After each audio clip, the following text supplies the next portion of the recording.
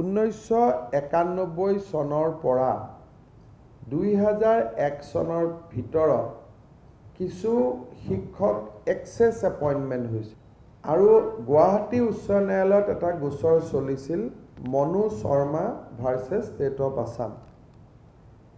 সেই গোচৰটোত 4000 এনেকুৱা শিক্ষক আছে বুলি তেতিয়াৰ তদানীন্তন ন্যায়াধীশ ৰঞ্জন গগৈ ডাঙৰীয়াৰ এটা নিৰ্দেশত উল্লেখ আছিল।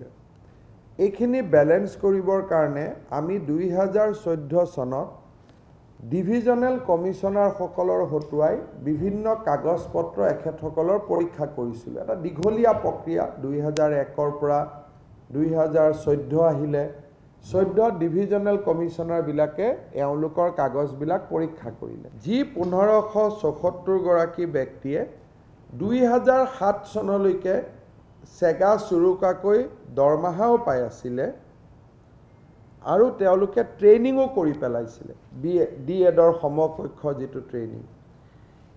এই 1574 গৰাকী ব্যক্তিক আমি ৰেগুলাৰ পে স্কেল দি তেওঁলোকৰ প্ৰস্পেক্টিভলি আগত কি কৰি আহিছিল নহয়, কেবিনেট হোৱাৰ বিশেষকৈ আপোনালোকে প্ৰস্পেক্টিভ ডেটটো 1 নৱেম্বৰ বুলি ধৰিব পাৰে যে উইথ এফেক্ট ফ্ৰম 1 নৱেম্বৰ নাও also they will get regular salary.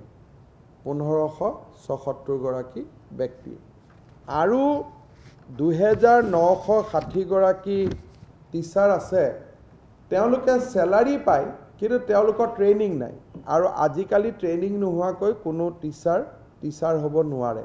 Training যিহেতু নাই শিক্ষক হ'ব নোৱাৰে, গতিকে আমি তেওঁলোকক টিউটৰ হিচাপে নিযুক্তি কৰিম।